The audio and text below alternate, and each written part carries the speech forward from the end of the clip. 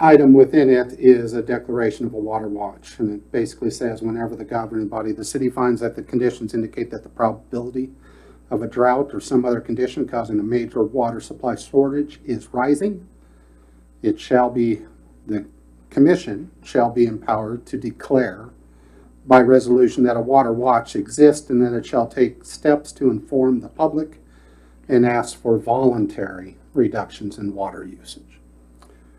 Such a watch shall be deemed to continue until it's declared by resolution of the governing body to have ended.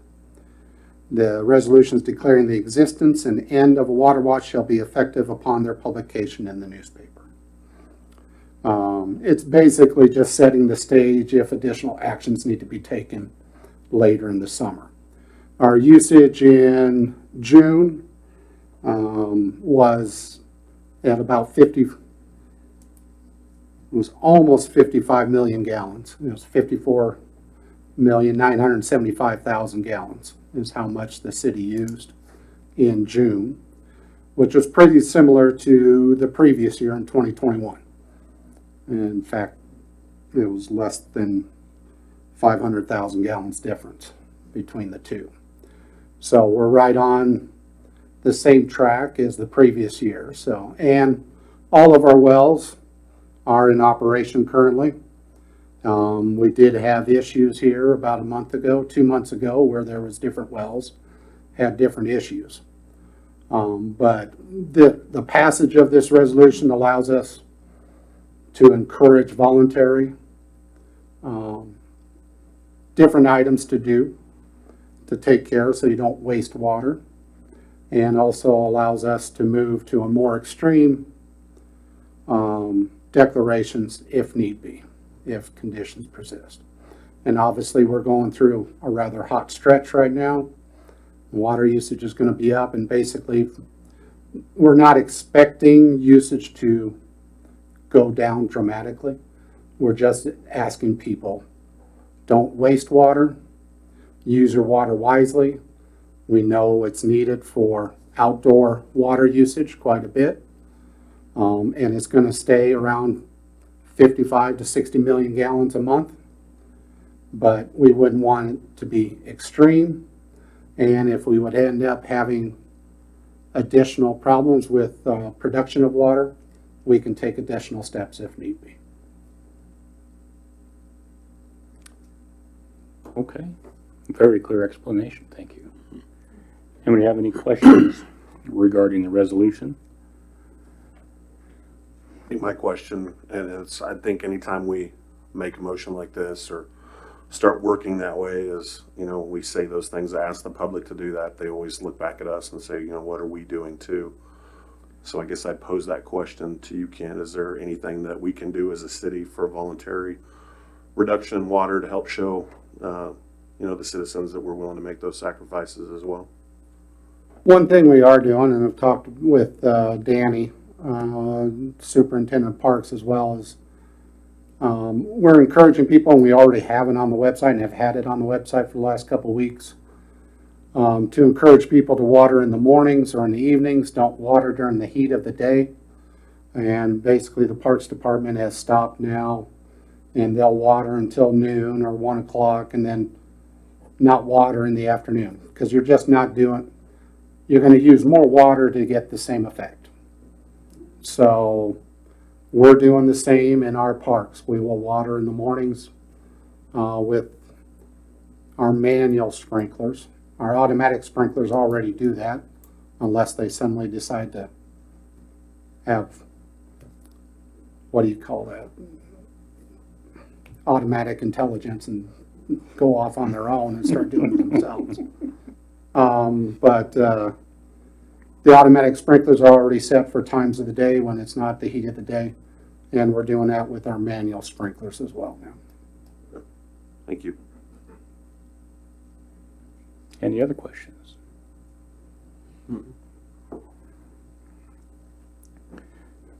No, I would entertain a motion to approve. So moved. I have a motion by Commissioner Showalter to approve Resolution 1591. Second. A second by Commissioner Myers. Any other further discussion? Roll, please. Howard, Yes. Showalter, Yes. Yes. Myers, Yes. Thompson. Yes. Okay, we'll move on to discussion items. Under A, we have the handyman contractor asking direction on labor limits. Welcome back up here, Jeff. Hello again. Yeah, we've been discussing this, and I brought up a few. I'll just kind of go over the quick list of what Construction Board has come up with and what they're kind of suggesting, make sure that's en route, besides the labor limit. Of course, the $1 million bond, or $1 million liability insurance, that's still a go for them. We discussed the bond, couldn't find anything lower, so they want to go ahead and set the bond limit like a $5,000, kind of what the current contractors carry. No structural work, install, repair minor, drywall, install, repair fencing, repair siding. They can build some decks, replace windows and doors as long as the sizes aren't changing. Do minor plumbing, just under the faucets and the fixtures, replacing those. Same with the lights and ceiling fans, just minor electrical, replace what's there, just not running any new wiring. Repair roofs, just as far as any blow-off shingles, leaks, things like that, just no tear-off complete roof type thing. So, and then the labor limit, what they've been discussing is we've got, most of them are under discussion and agreements to set a limit of labor for 1,000. One of the gentlemen wanted to go at least 2,500.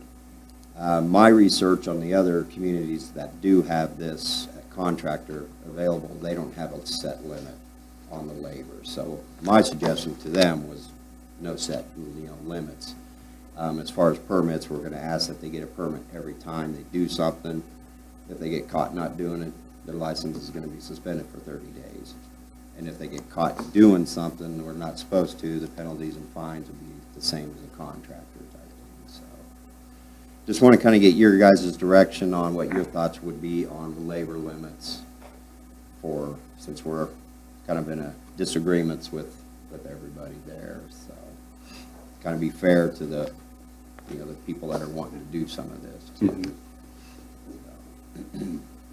I'm guessing the idea of adding the labor limit is to basically prevent the job from becoming too big, keep it a Yeah. smaller type of handyman job. But I also would think that if the guidelines of what type of jobs are allowed are in there, then that should kind of take care of itself. Yes. I guess I don't necessarily see the reason to have limits personally. Like I said, as long as all the guidelines for what kind of jobs can be done are there, like I said, it should just kind of take care of itself, I would think. That's what I think too. I mean, if it's a small job, there shouldn't be that much labor. Yeah, I try to explain to them, back in the day it was 25 an hour, some guys are 75 an hour. You work a 10-hour day, you're about your limit. You're putting in windows, you put in one window, you're okay. You put in 10 windows, you're going to be over that $1,000 limit. Yeah. You said on the fencing part of it, putting in a whole new fence or just repairing fence? The other areas that I've checked into, they're allowing them to put a fence in.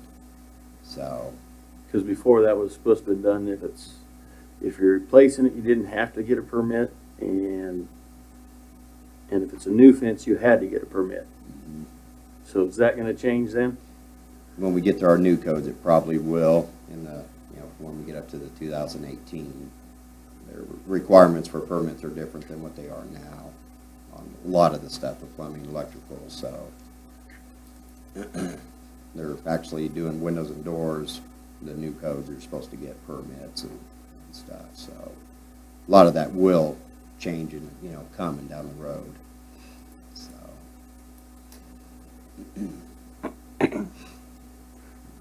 Any other thoughts? No, I think you've kind of reflected everything that I had to say about it, so. Anything on that end? So kind of feel like the consensus from us anyway is that we don't necessarily see a need Okay, to put labor limits on there. sounds good. I feel like you're limiting the person, in the work that they're trying to do. I don't think I don't think that's the direction we want to go. I think we want them to work, you know, and if they can find a job that does $10,000 in labor, whatever that looks like, you know, doing the specific amount of work that they can do, I don't see like why they shouldn't.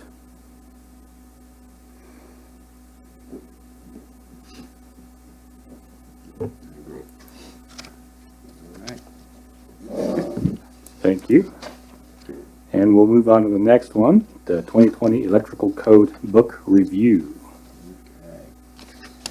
Well, we moved on and we went through the 2020 electrical.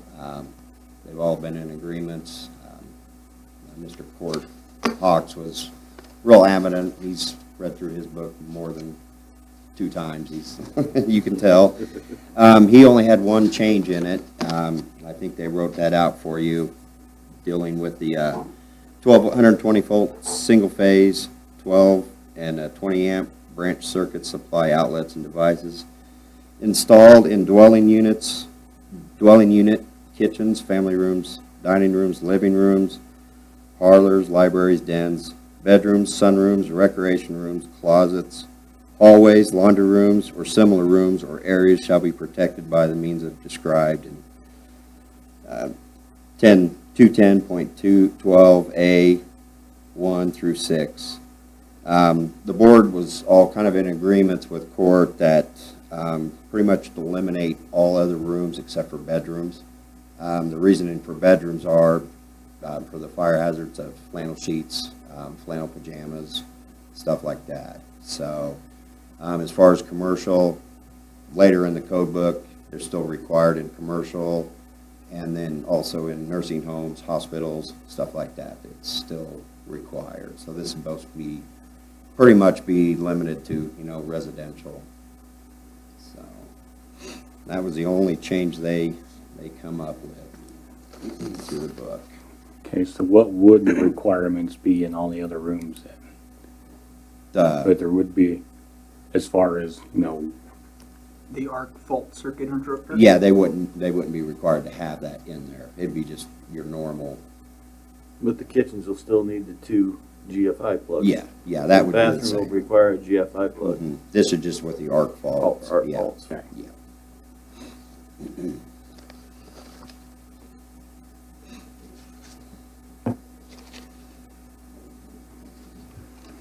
Okay, well, it sounds like that's moving along nicely. Yeah, it is. Yeah, good, good. If you guys are okay with that, we'll keep moving with, you know, ITC and see what we can come up with. And go from there. Already. No, good. Sounds good. All right. Thank you. Yep, Yeah, thank you. thank you. Jeff. Okay, the last thing on the discussion item is budget review. Are we wanting to do like we did last time and move this towards the end of the meeting, or we want to go into it now? Probably prefer to go to the end of the meeting, but it's your choice, Mayor and Commissioners. Okay, what do you guys feel? I'd say People same get as we out did there. last I week. thought it worked pretty good last meeting Yeah. to do that towards the end, so we'll move that after reports then. So that brings us to reports, starting with our city manager. Okay, Your manager memo is included with it. Also, guess we'll start, I ask Andrew with EPH to say a few comments regarding the airport runway project update. Still moving along. could I get you to come up to the microphone, please? Thank you. So for the next, I'm gonna say 4 weeks, at least 2 days of the week, they're gonna have major concrete pours. Starting tomorrow morning at 4:30, which maybe should be a little sooner, but we'll see how the day goes and progresses and how temperatures climb. There's multiple things we watch for whenever we're doing testing, and concrete temperature, the aggregate temperatures are one that really play into that. So, so like I said, about 2 days out of every week for the next 4 weeks, they're going to be doing major concrete pours. One thing you obviously, it's tough to see that from Caldwell. Another thing you can't see is they still have a decent amount of dirt work to do on the backside to make sure we're meeting the right safety slopes on that hill as it starts diving off. So following that, the end of the project, we'll have seating, lighting, painting that'll go on. The seating we might stretch out a little bit further. Typically September 1st is the date that the first day we want to put seed in the ground. Right now, they're planning on being done at the end of August, but I think that might be one item we have them maybe hold off on and not finishing out, just so that way we can give that seed a little better chance. And maybe we'll get some rain and not 105-degree days. So, but other than that, no, it's running fairly smooth. So, yeah. Good. Good. Great. Thank you. Yeah. Thank you. Also included in your packet is the monthly report from the police department, and also the treasurer's statement, and also the quarterly financial statement as far as the treasurer's statement. One other thing that'll be happening at the airport in a few weeks on August 20th, and it's included in your packet. There's an advertisement for 50th anniversary celebration for Butterfly Aviation. So there'll be some events out at Renner Field and the airport on that Saturday to help celebrate 50th anniversary for Butterfly Aviation. Also included in your packet is the league conference will be coming up at the beginning of October, but if you have desire to attend, you're more than welcome to, but it's included in your packet. And you can ask for additional information if you'd like to. A couple of the things that have happened or that are on our, has been brought to attention of staff is that over the weekend we had vandalism again in a set of bathrooms at Phillips Park this time. So staff found it this morning. So like I said last time, I know there's been some discussion, or it was reported to me, secondhand discussion regarding why we passed or asked the commission to pass the resolution on park hours. It really is a short time frame. It's only from 11 p.m. to 5 a.m. But it's also to help the police department. Doesn't mean that they can watch it all the time. There's still going to be events that occur. This one, they decided that the fireworks show wasn't enough and decided they need to have a fireworks show inside the bathrooms. So that's not to encourage anyone else to do it in the other bathrooms. That's enough at the Phillips Park bathrooms. But we have damage there. They'll be able to take care of that here shortly. The other thing, you might see a communication out within the next day or two regarding our electrical. As far as our usage, obviously, is up just like everywhere else. And the electrical department is doing very well, keeping up with it, but it is obviously stressing different things. So we're reaching highs for the year, obviously, when we have an extended stretch of hot weather like we're having. So, and it's going to continue. So we'll have some public communication regarding that in the next day or two. So don't have anything idea of what it will be at this moment, and I don't think Dustin does either, but we'll be having something come out to the public in the next day or two. Okay. Did you want to add anything to that, Dustin, or no? Just be a good neighbor. Don't need it, shut it off. We hit a high last Friday, I believe. It's the highest it's been in several years.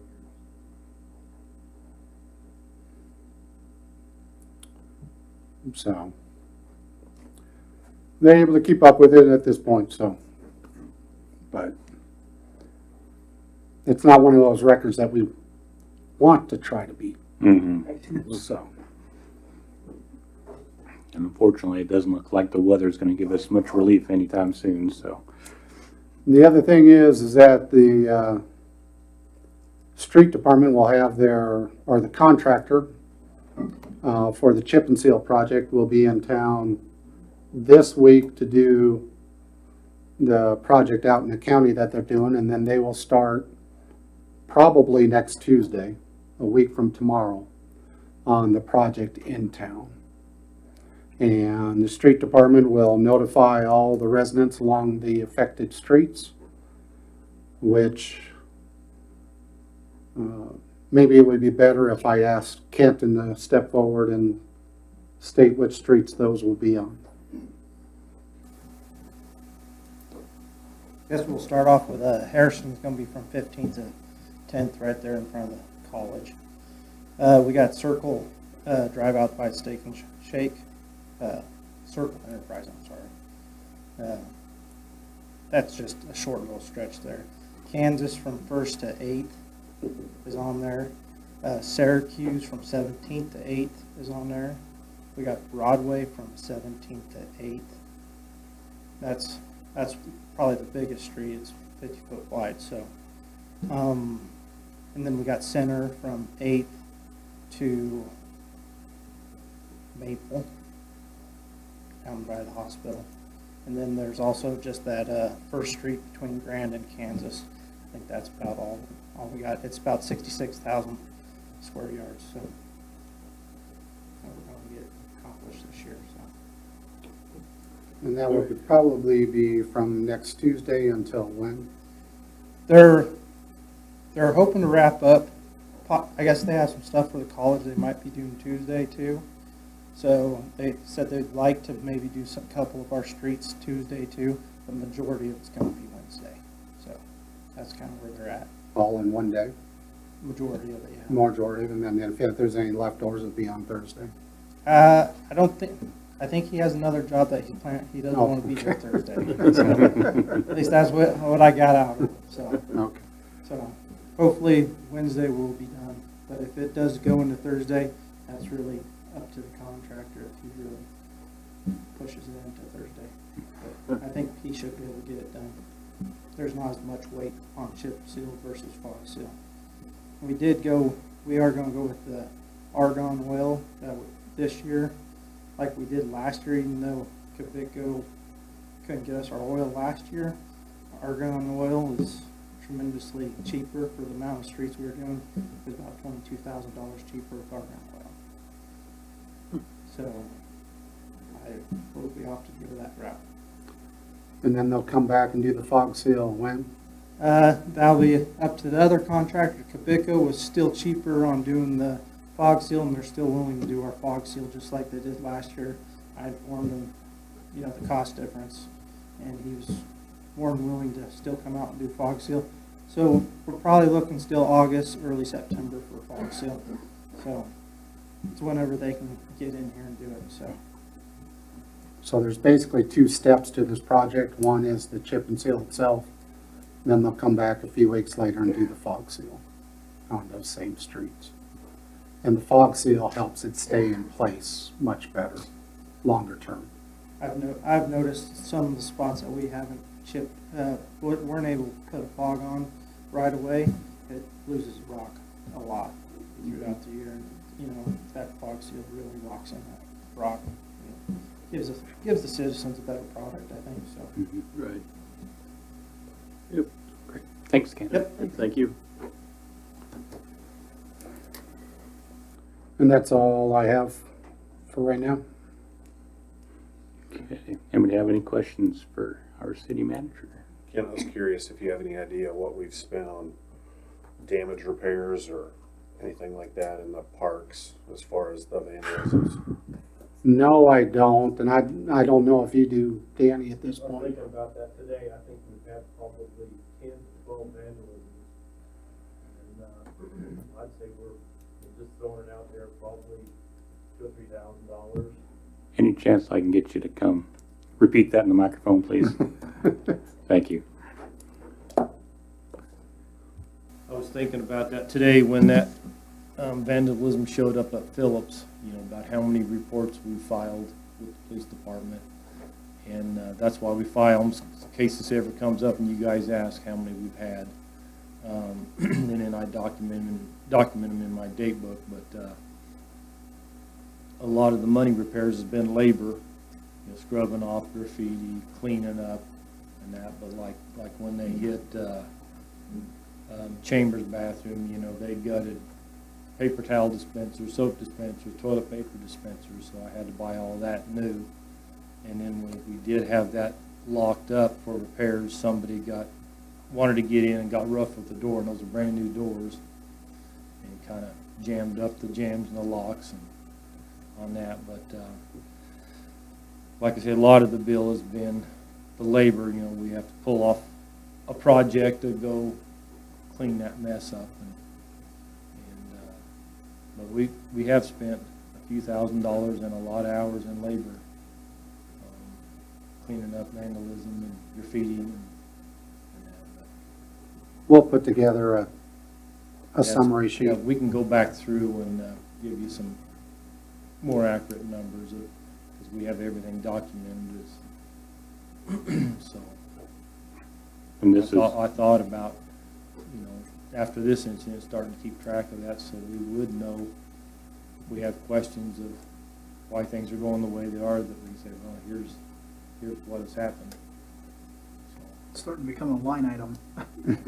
Yeah, I mean, it's when Tina calls me and says, you better come over here, I know it isn't good. So Danny, do you think we ever get to a point where you think we just need to lock them and be done with it's them for the probably rest headed of the that year? way. You know, we talked about it once, but if it keeps up, or if worse things happen, a lot of bad things could happen in there, that's what, you know, versus what's being done now, but I could see it maybe someday coming to that. We just have an awful lot of facilities. mhm. And we, you know, we take pride into keeping them clean, keeping them open for the public, you know, so. Yeah, and it's just, I mean, it's just a few people causing a problem for all the rest of us, you know. As bad as there's a few of them spoiling for, It's always like that. you know. Well, thanks for your work out there. Yeah, thank you. Yep, thank you, Danny. Anybody else have any questions? All right, thank you, Ken. Sure. Let's move on to city commissioner reports. We'll start on my right today, Commissioner Showalter. I think the only thing I've got is I received a phone call today from a local businessman who just wanted to encourage, or wanted me to pass on that he was encouraging us not to meet the R&R rate and to consider allowing that to, for the budget to do what it needs to do to make sure the employees are taken care of and the projects are done the way they need to be done. So I told him I'd pass that along. But as far as myself, again, I appreciate the work that the employees do, especially with the heat out the way it is right now. I know it's not fun to be out working in the heat right now, so thank you for everything you guys do. Okay, Commissioner Myers? Same. I just want to thank everybody for being out there. It's super hot out there, and everybody who's working outside, just stay safe, and thank you for all that. Commissioner Howard? Basically the same thing. Thank all the employees, everybody, and and everybody to stay hydrated. Commissioner Redlin? Yeah, I had another, probably the same businessman, I have no idea, but another businessman that said that we probably should not meet the R&R number, and that we just keep the same mill that we had from last year carried over.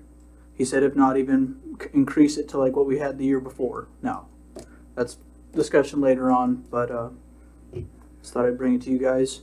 Appreciate everything you guys are doing at the city. Special shout out to Neil for making my heart beat at a regular beat. He came over and put me at ease. I do not have a leak at my house, so thank you for that. So we had some water conservation talks at the Redland house because of that.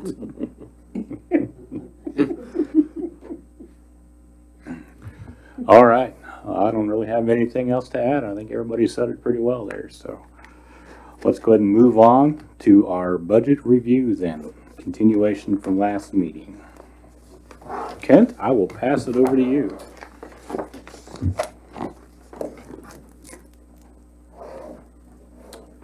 Last time, commissioners, we talked about the general fund. This time, we get to discuss all the other various funds for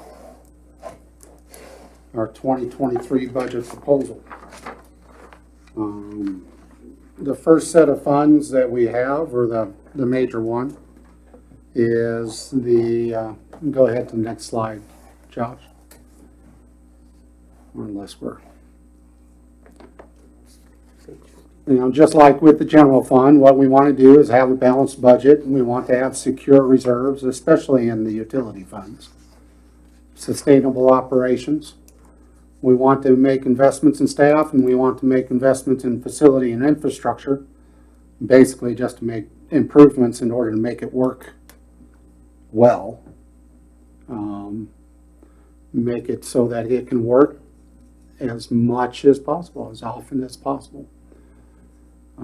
It's not going to work 100% of the time, but if it can work 99.9% of the time, that's the improvements we want to make. But that's if we have enough money to do that, and then make capital investments. The revenue base is not really part of it. Go ahead to the next one, Josh. First one we talk about is, it has the revenues. And the first page on revenues shows we will have basically the same amount as last year as far as sales and service collection. 6.4 million and change. That's about the same as 2021 as far as our revenue. Now that doesn't mean that if we would receive additional cost increases from our power supplier, even though we have a power plant in town, realize that the vast majority of our power is supplied from somewhere else. They ask us at times to supply our own power, or we do other checks or other types of things on an every once in a while basis to provide the power. But by far and large, we purchase our power. Now, if that supplier provides us with a cost increase for whatever reason, and if it adheres to the contract that we have with them, then there may be something that staff will have to present you if that's the possibility, and would have to increase the cost. But right now, this is looking like we'll try to keep it the same as previously. And there's no way to guess how much, if there was going to be an increase, how much that would be. That's why the budget is set for the revenues to be the same. As far as expenses, the first set of expenses is in production. And I used a picture from some other production facility, not our own production facility up there, but we have a small increase in personnel costs. Our contractual services are about the same. The big ticket items are unchanged, which is the power purchased. The power purchase is 3.5 million there. That's still 3.5 million in 2021. And then the other bigger items within that are unchanged as well. But the total in contractual is 3.704 versus 3.721 as far as for 2022. That's a pretty small increase. What are membership dues? What is that? That's our participation in KMEA, or saying the thing, KMU, and some other things. They will be listed in the summary. In the summary, yeah. So Or maybe I didn't write that out. I didn't. But it's mainly membership within those type of associations Okay. that we receive help with, you know, several times during the year. So we do receive benefit from it.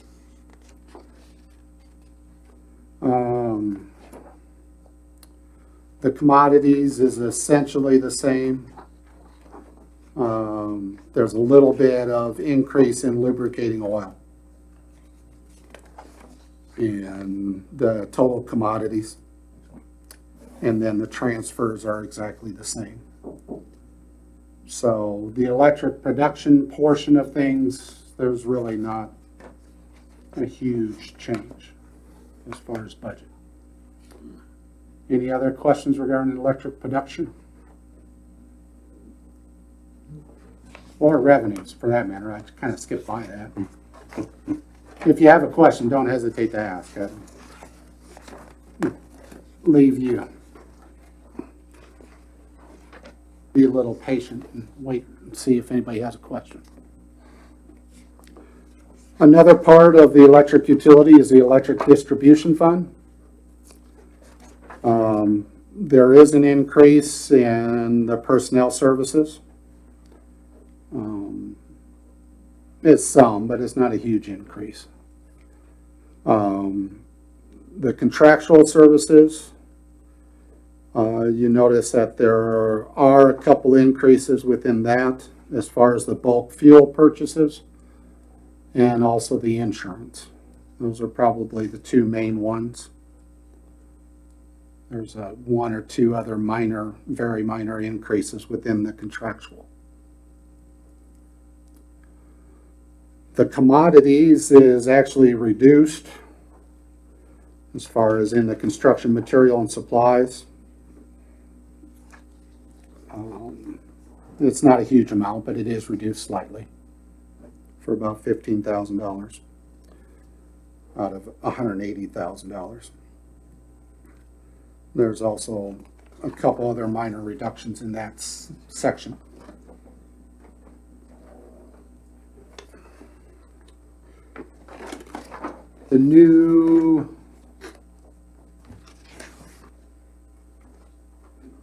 The capital, as far as the new equipment, is keep replacing old meters, as far as that 20,000. That's obviously important. Helps maintain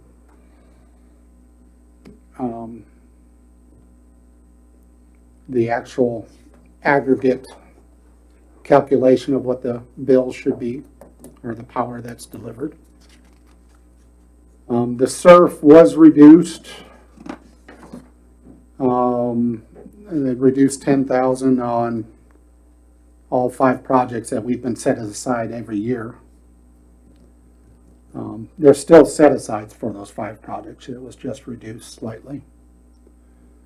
And the MRF, the municipal equipment, was increased $18,270, and mainly for the set aside for replacing Unit 41 and starting a set aside on a service truck. That doesn't mean we'll be able to purchase a service truck next year or Unit 41. We're just setting aside. It takes a few years to be able to do that. Any questions on the electric distribution?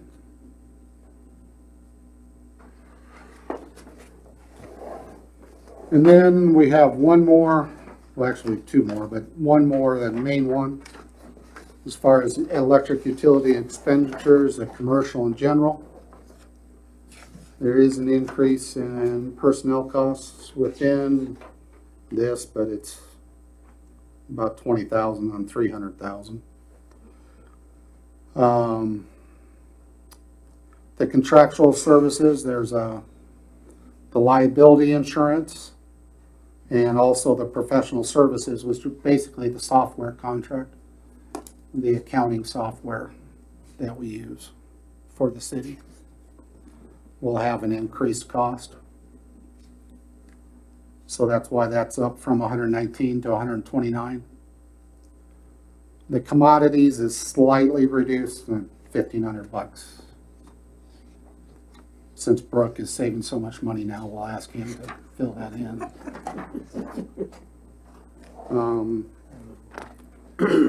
And then the MRF, the municipal equipment, has been reduced 5,000, which was, there still has in it an amount for upgrading computers and an amount for the IT backbone. But the Christmas decorations are the additional decorations that we have for holiday. We've had enough replacements for now, that's why that's reduced. May come back to that in a future year, obviously, but that's what we're doing with that. Any questions regarding the electric, commercial in general?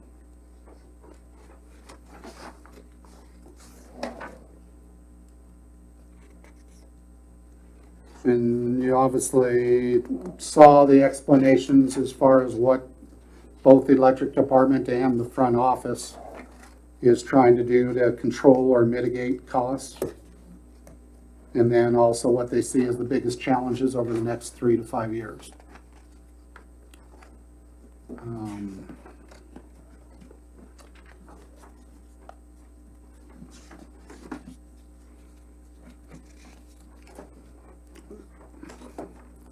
Should have mentioned that, Dustin, about discussion regarding substation work or anything? Yeah.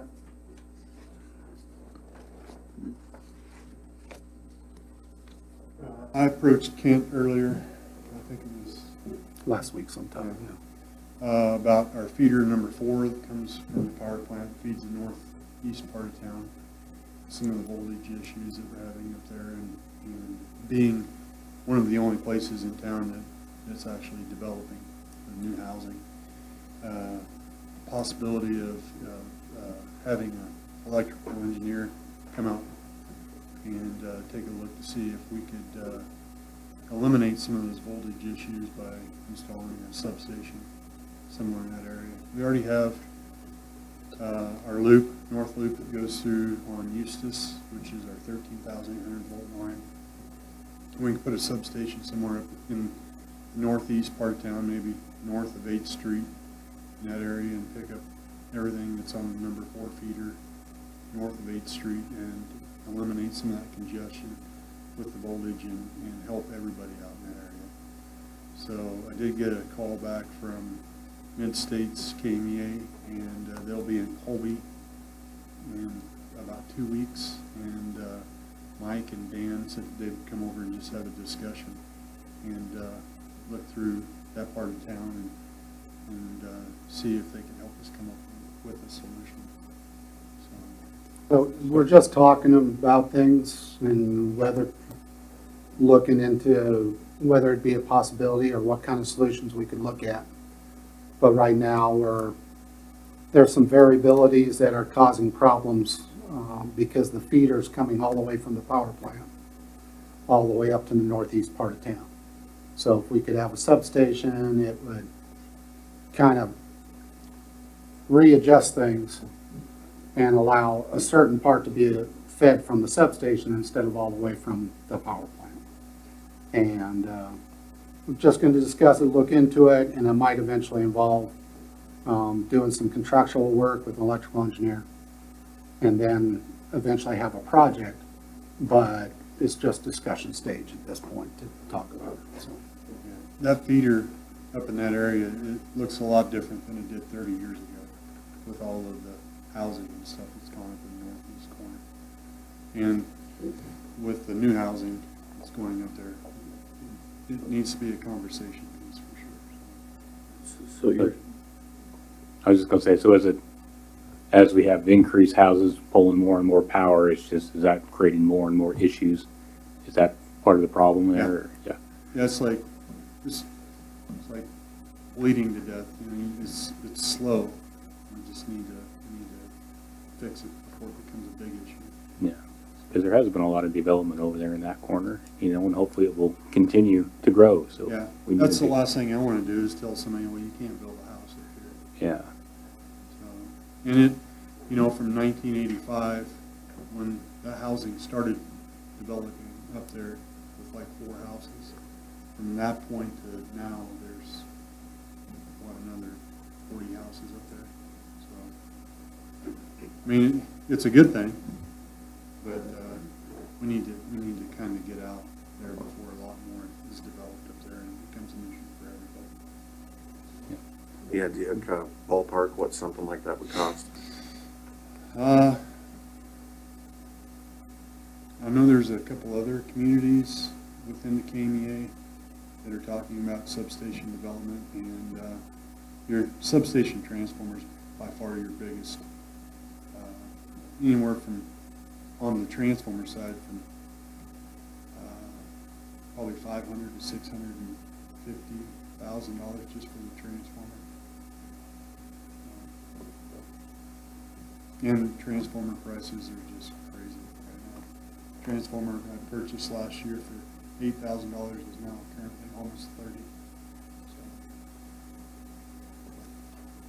So, Really good news, thanks.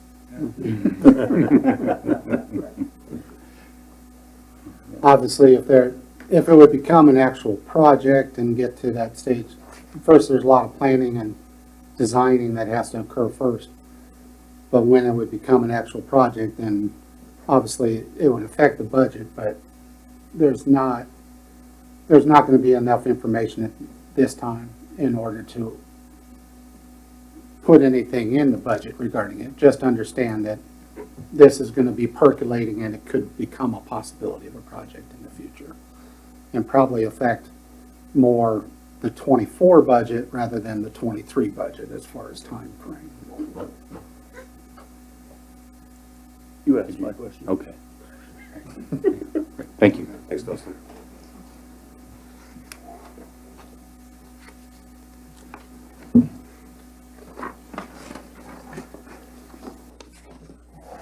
And then we have some remainders that happen with the electric utility. There's a miscellaneous fund, which is basically the transfer to the general that helps keep our property taxes lower than what we would have to go to. And then there's also a compensation use tax, and then also the reserve for the electric department as a whole. So, any questions overall on the electric utility?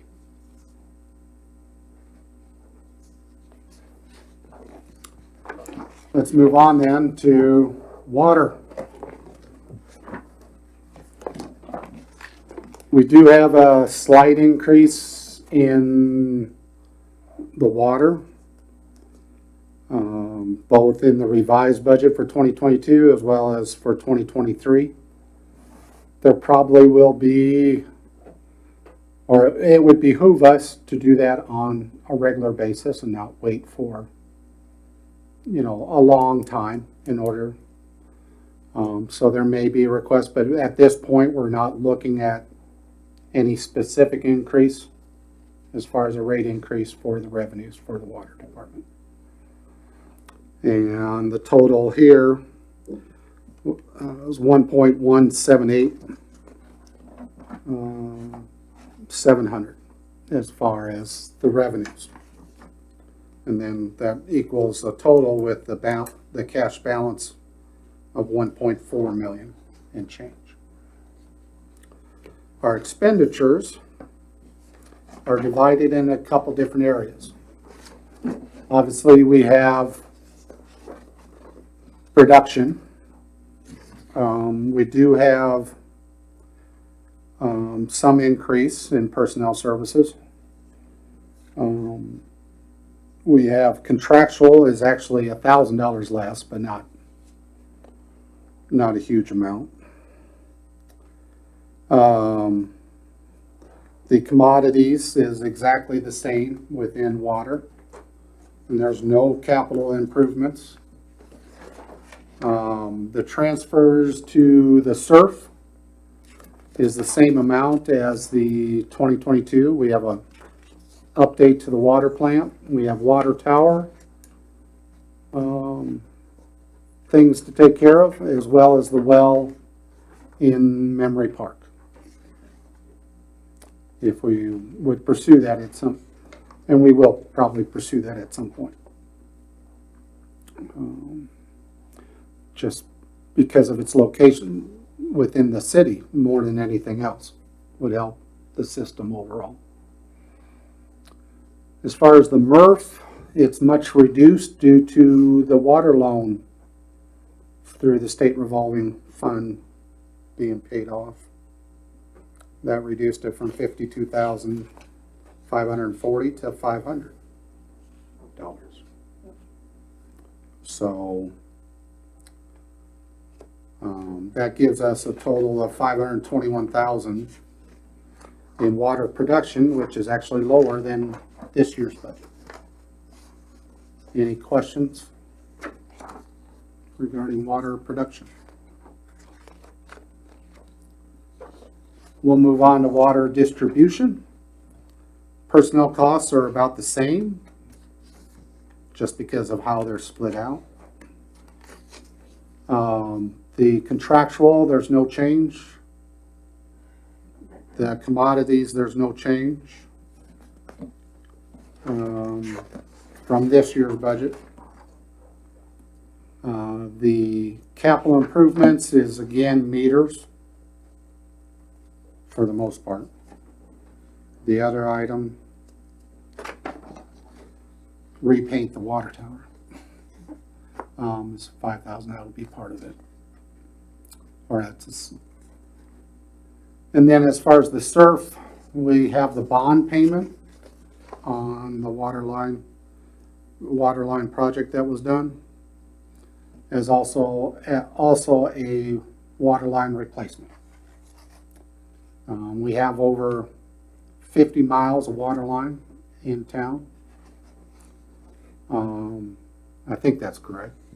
It's 50, it's actually in the high 50s, I think, as far as number of miles of water line. So even when we replace several blocks, we would have to do that every year, and I think it would take us 100 years to replace the entire system. So it's important to keep that amount in the budget and keep doing projects to replace water lines. The MRF, there's portions to replace the Vectron, which our crews end up using quite a bit, as well as additional shoring equipment, which protects them while they're in different holes, as well as different tools. And then obviously a part that's dedicated to the IT backbone. The total is $30,000 more than the previous year, but if you combine it with production, water really isn't that much different between the two.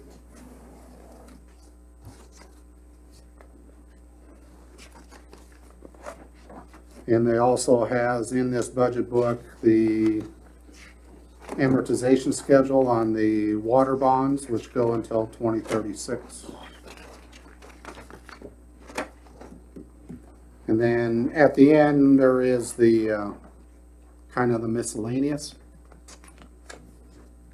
We also have the transfer to the general fund, our clean drinking water fee, which is a state required fee, as well as a compensation tax remittance.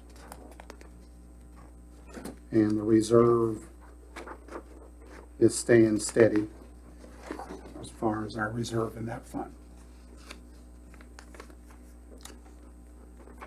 Any questions, concerns?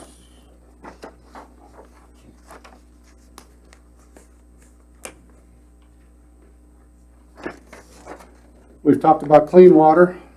Let's talk about dirty water. Sewer fund. The revenues, we kept those the same, although the rate increase of 20 cents per month each year generates about $500 more per month. We didn't calculate $6,000 more in this budget, then we left it alone. Just because it varies a little bit on us, want to make sure that it's there. And if we end up with more, we end up with more, as far as on the revenue side. And then just like the other utility funds, we divide this out. Treatment. Personnel service includes payouts to former employees. That's why it's a little bit higher. In addition to the raises that are included in the budget. The contractual services is essentially the same. There's a little bit more for insurance in this budget. The commodities, the equipment maintenance is the major change. We've had to come to you, 2 or 3 times this year to replace different things at the treatment plant.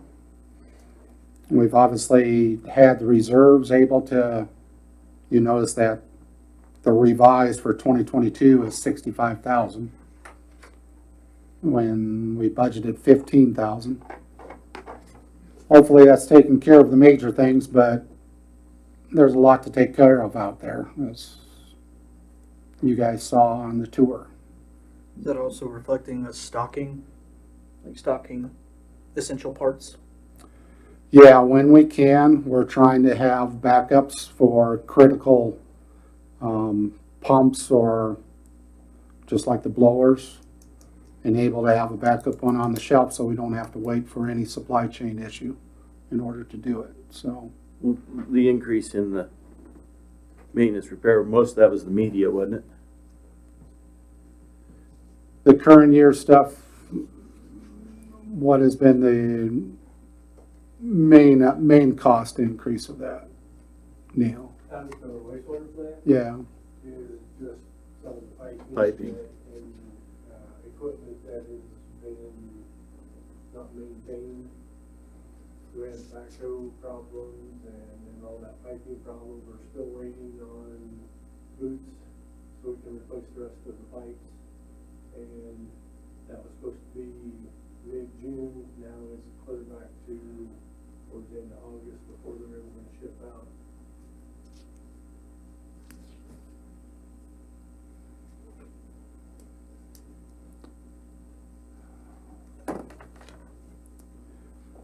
so we're trying to keep on top of the equipment maintenance.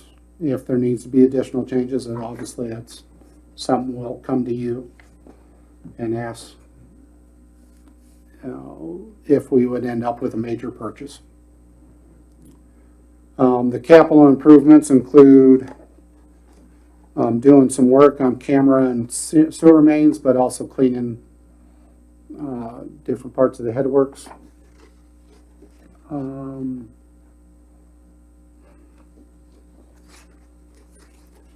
It was a while ago since I wrote it, so.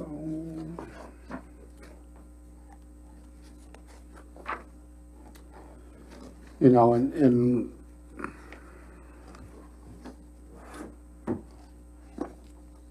then in this, we also, there's no transfer to the SURF.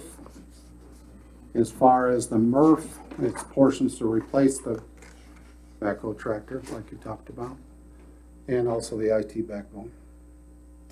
And then there's a transfer to the sewer reserve from the treatment part of it.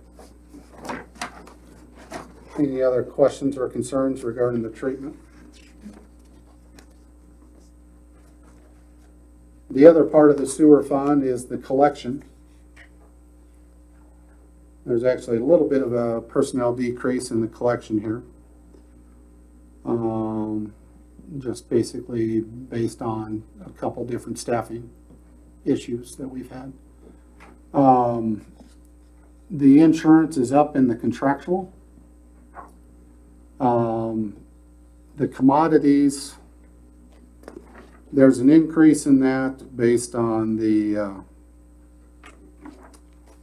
amount set aside for equipment maintenance as a result of the camera inspection.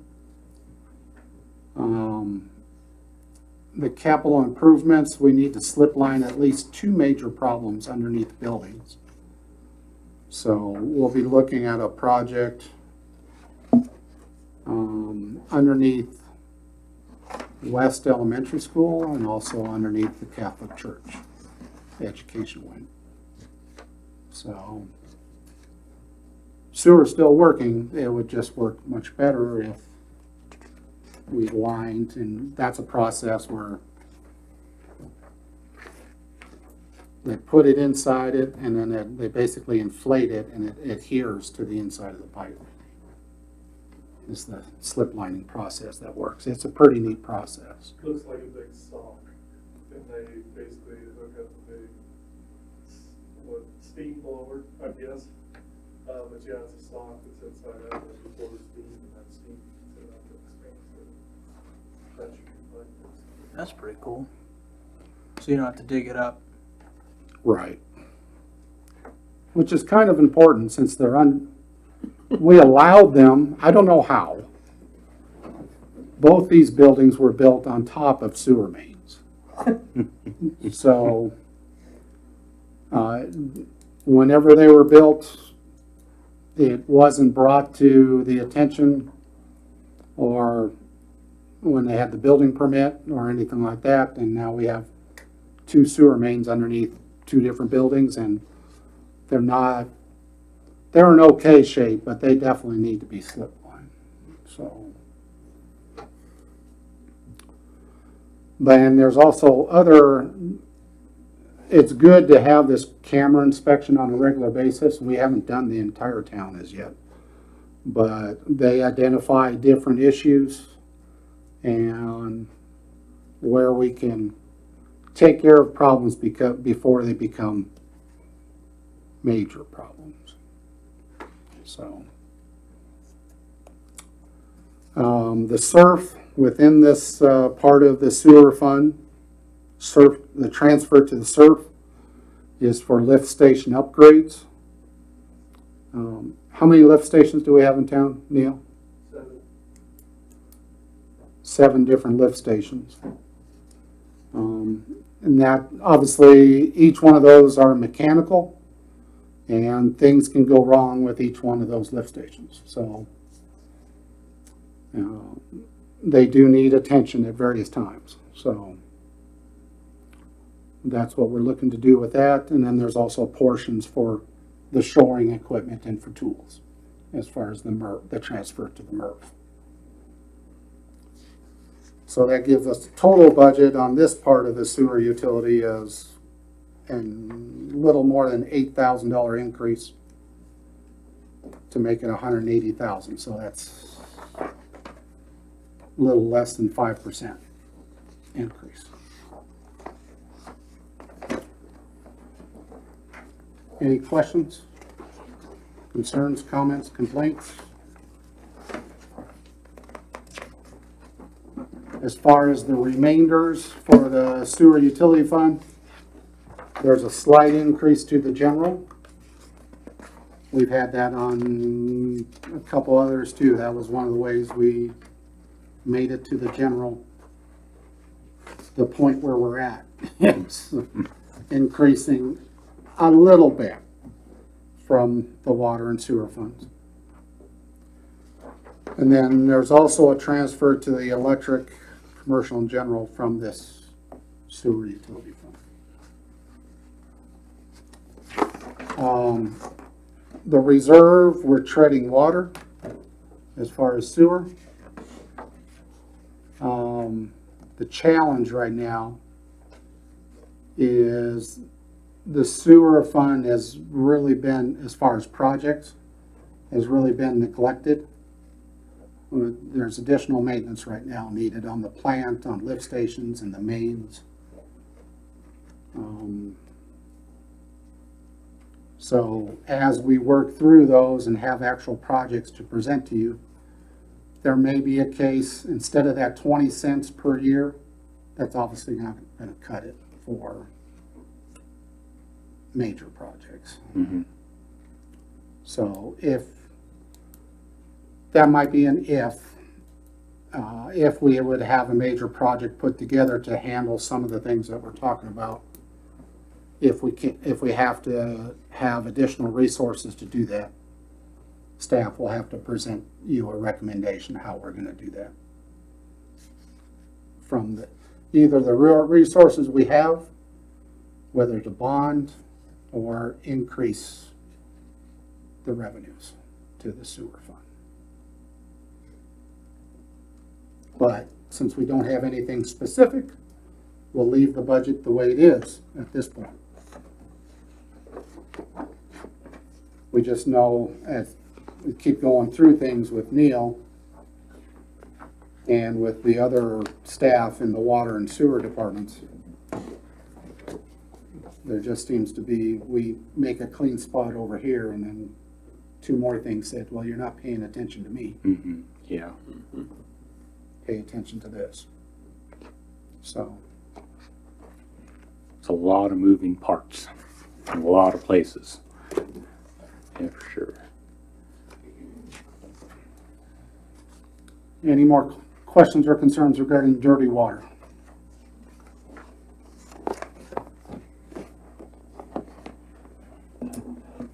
Health and sanitation, or the trash fund. It's basically just an accounting of the revenue we receive because it's included on the city's utility bill for trash, and then our payments to the solid waste contract. We need to keep a fund balance, obviously, within this. And need to be aware, just like we brought to you last meeting or the meeting before, as far as if there's going to be additional fuel surcharges regarding diesel fuel.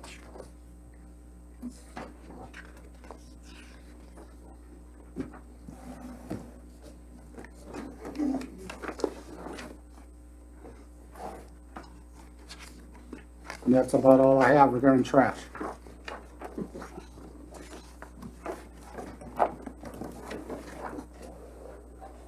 The next section of our program is regarding the IRFs.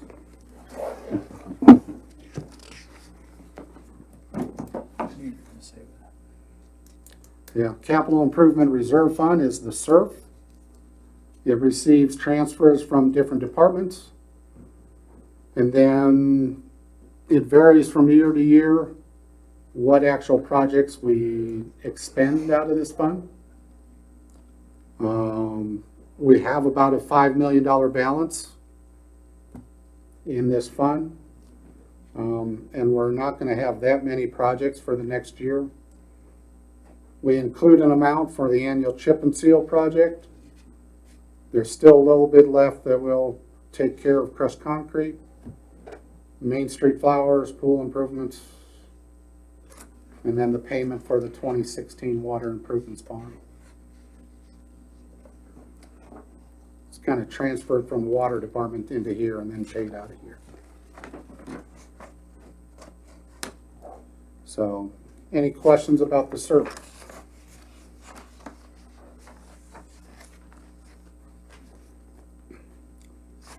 You'll have this sheet, and then obviously you have the fold out with the tiny print. Sometimes need a magnifying glass for that shows all the various things as far as the transfers from the various departments and how they transfer a little bit for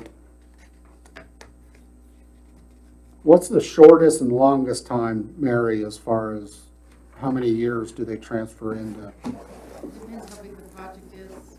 Some of them have been 1 year, 2 years, and then some of them, like some of Dustin's big ones are forever. Because he can't seem to get enough money. Well, and that goalpost is being extended right now just because of the cost. So there's like two parts to it. You got the fold out sheet and then you got the aggregate numbers on spreadsheet up front. He had like 3 major projects. I think that he was planning on like 10 years, and those have now gone on more than 10 years, I think.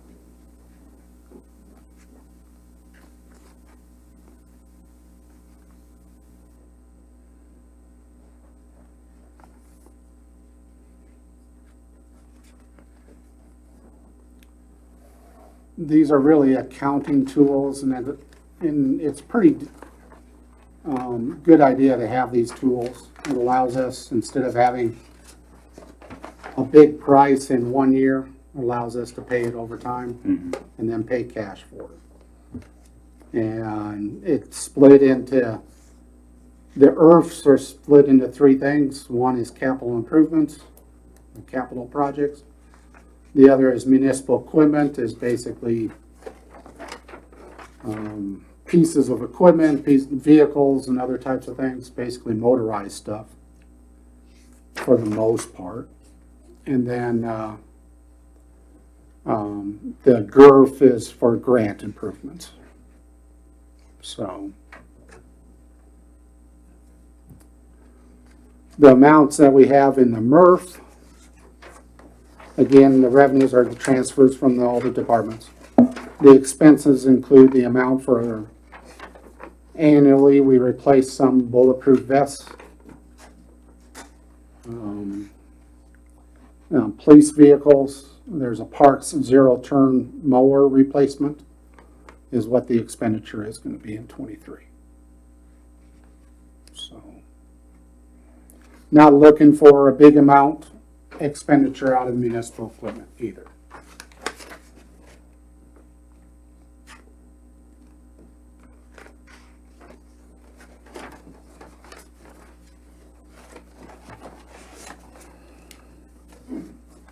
Any question on the IRFs?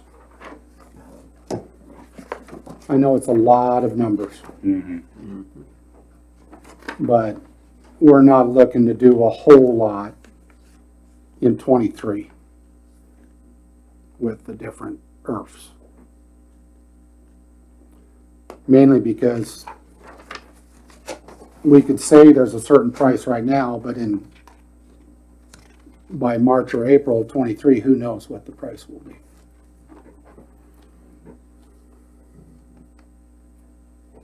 We're just gonna lay back for a little bit.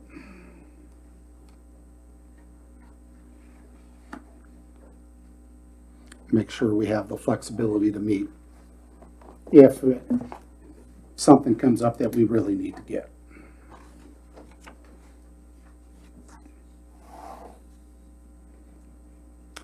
If we leave the IRFs, and then we go to the airport, the airport fund basically accounts for our grant projects at the airport, and also a little bit of taxing that occurs. The revenues is the same except for a fuel surcharge, or that it does include a fuel surcharge within that.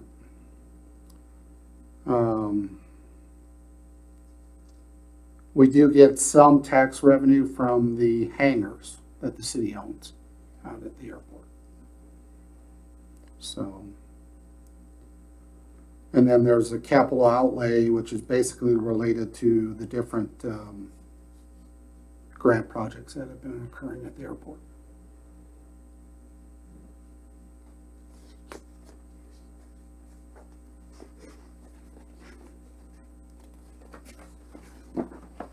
And it has a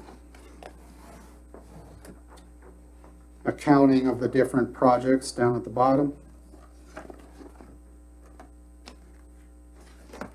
And then there is another airport fund, because auditing wise and accounting wise, we want to make sure there are as many funds as possible, right, Mary?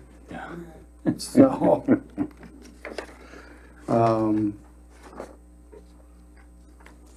this is the airport improvement, the reimbursement from the U.S. Treasury of $3.5 million we're expecting in 2023. based on the projects at the bottom. So, and then the construction, the 3.3 million, and then also engineering fees of a little over $500,000. But again, it's based on the finishing out of the current KDOT taxiway, or current KDOT project, as well as the pavement preservation project that's upcoming. I think that's about it.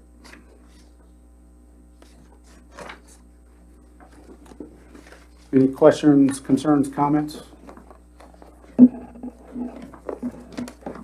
After we've taken our flight at the airport, we'll go to the library. The library fund is basically on a request from the library board. They switched their money around a little bit. They did have an email. I don't think I included the email in here. Should have included the email. We asked them to cut their budget last year, because we were trying to keep it lower. And they cut their benefits, but they increased the other, and it's basically the same amount. It's maybe a little higher, but it's not much.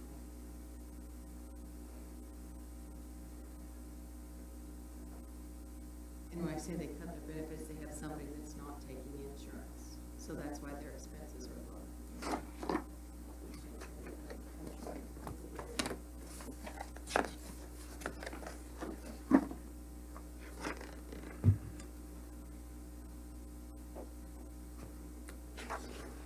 The total amount that would be required as far as the ad valorem, because this affects our total ad valorem tax as well. And you can see it on, Mary put this at each one of your desks, this notice of budget hearing. And you can see on there that they're asking for $180,322 in ad valorem tax for the main library fund, which would require 4.817 mils, which is a little bit higher than last year's 4.586. But then you also combine that with library employee benefit, or employee benefits library, which is 2 spaces down, which they're asking for $34,384 for that one, which would require 0.919 mils, when last year they had 1.225 mils required for library employee benefits. So between the two, 6.7, 6.8, or 5.8, and it's a scotch higher. That's a technical term, scotch. But 5.836 is this year's, and last year's was 5.811. So like 25 1/100ths of a mil more. So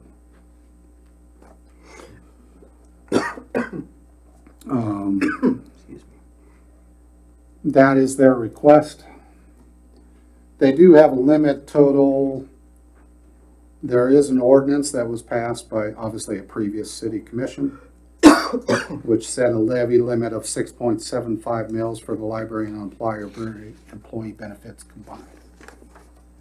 So they've left some room regarding that. But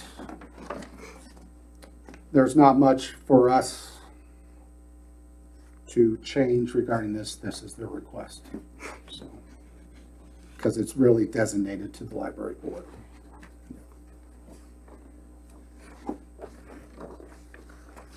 Any questions, concerns, comments?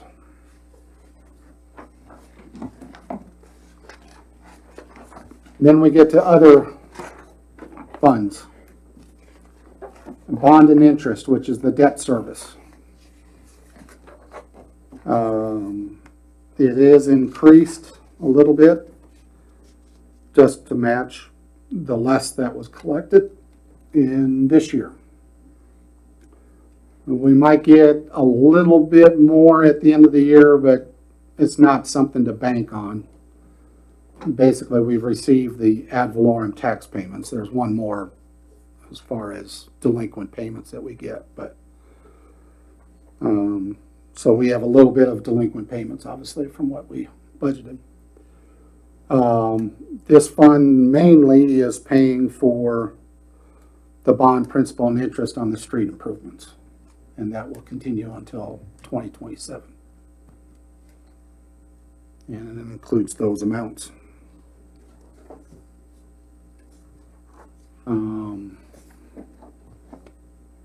Any questions?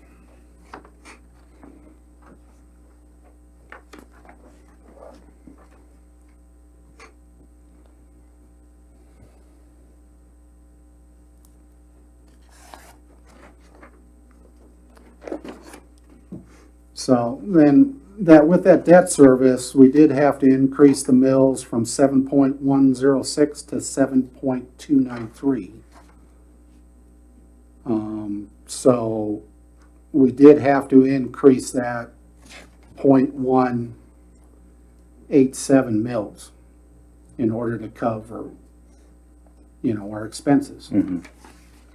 So when the state legislature says, this is just a theme for me, that we have the exact same property tax dollars every single year, it doesn't matter to them if we have delinquent tax payments and we run short.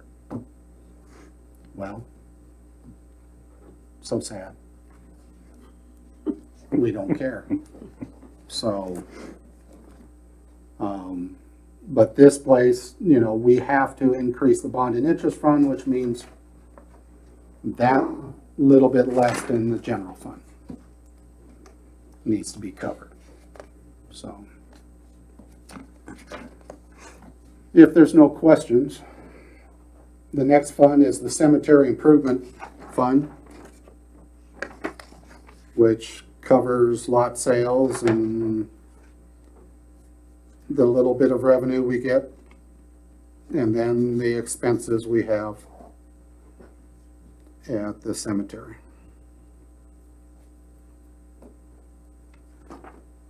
And I don't have anything particular to say regarding that.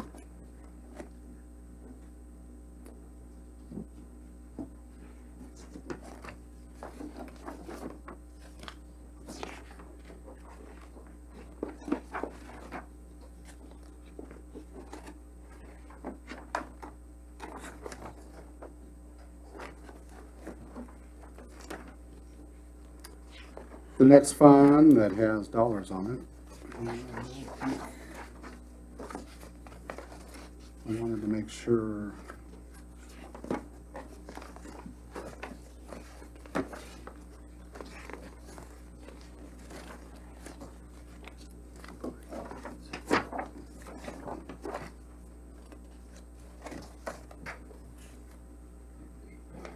We don't have a separate economic development fund. It's just a transfer to the Sherman County Community Development. It's not out of this fund, it's in general. So if you're looking for numbers on these next 2 pages, there's not gonna be any. And next year, they won't be there. I was gonna say, that's the only reason they're there, is because they have to follow off. Yeah. The next fund with numbers is the Employee Benefits Fund. And you notice we kept the revenues about the same. It was from 802,000 or almost 803 to 796,085. The health insurance, and then as far as the expenses, the health insurance is less due to the employee census. So we're one less on the employee census as far as what's budgeted.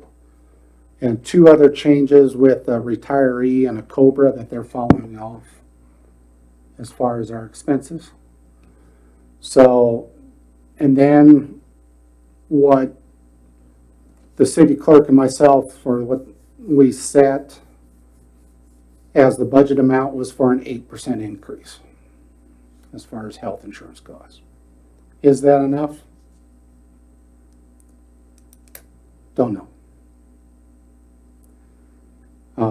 If there would be with a contract additional costs, we'll have to come to you with recommendations regarding that.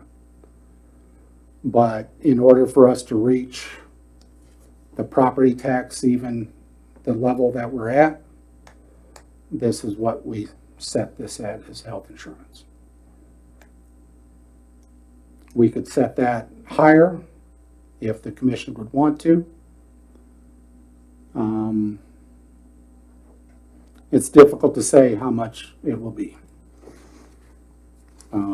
We actually had a pretty decent increase this last year of only, what was it, 3%? What's that? Yeah, it's pretty minimal. It was only 3% for this year. That doesn't mean, obviously, past performance doesn't guarantee future results. But, you know, we didn't really get any better guidance from our consultant either, as far as budgetary. But that's what it's set for, is an 8% increase. And that allows us to get to a balanced budget for this amount.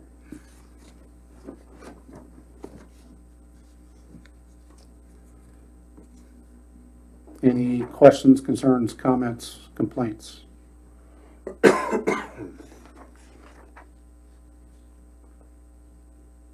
It's a little bit precarious only having an 8% increase, but Mary and I didn't feel comfortable enough doing anything different or doing anything more regarding it. So, I was just trying to think of what we ended up doing a couple of years ago. I feel that kind of falls in line with what the increase was a couple of years ago. I think we had budgeted more, but it also came in under what we had budgeted. So, We used to budget more, and then last year we went 8, between 7 and 8. With 8 this year. I guess we can just hope for about the same thing as the last couple of years as far as the way increases have gone.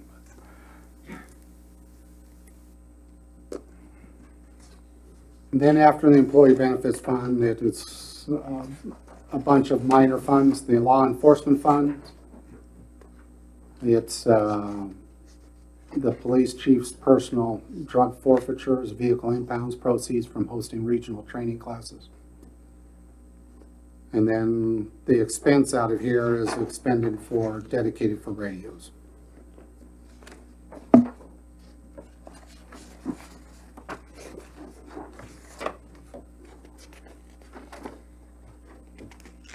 The municipal court, there's diversion fees that are required as far as state statute. And they are recorded here. And the expenditures can only go for certain things, schooling and training, and new equipment and software. So it's basically printer and police equipment that's being taken care of. The self-insurance is kind of in addition to the employee benefit fund. They kind of work together, because our plan is partial, or self-insurance, does include a self-insurance part of it. The self-insurance fund receives transfers from the employee benefits as well as the utility funds, because some of the benefits deals with employees paid out of the utilities. And then what our payments, the expenses in this part for the self-insurance fund, it's toward a stop loss. And we have $625,000 dedicated to that. Anything to add to that, Mary?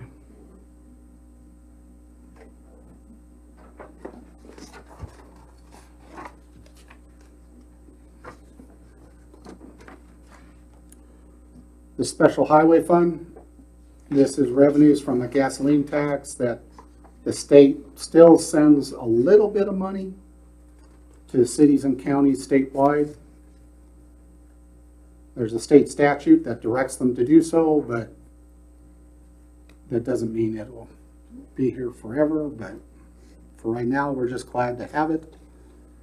The expenses, we pay for the chip and seal project in Goodland. We have had some discussions and to discuss whether we use this portion as the city's share, if we could get into a state grant project to mill and overlay Caldwell. So there's some discussion amongst street superintendent, the engineer, and myself as far as whether that would be a possibility or not. So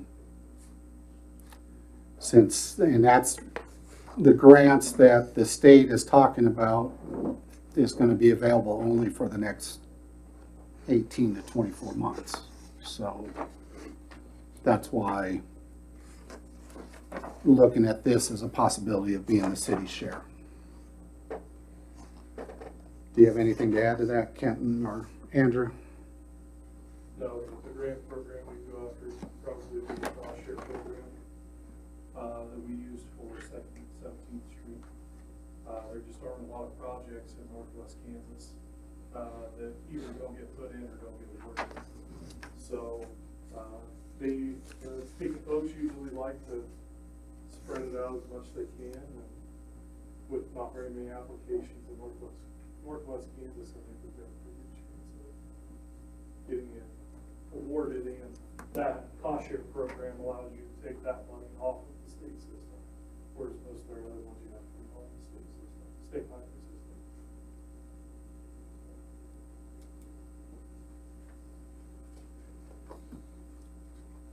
So if we would put an actual grant application for that, we'll present it to the commission and get your authorization to go ahead and put in for a grant for that, so. Okay. We have a special highway fund. We also have a special parks fund, which is basically revenue from liquor tax. Half of that goes to the general fund, half of it to special parks. The half to special parks generates about $7,000 per year.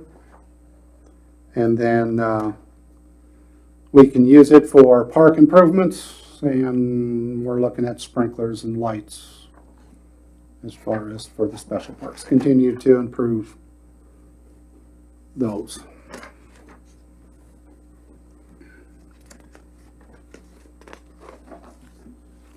And then the final one of the budgeted funds is the Vehicle Inspection Fund, the VIN. It's per agreement with the state. The now funds are entirely for the city use.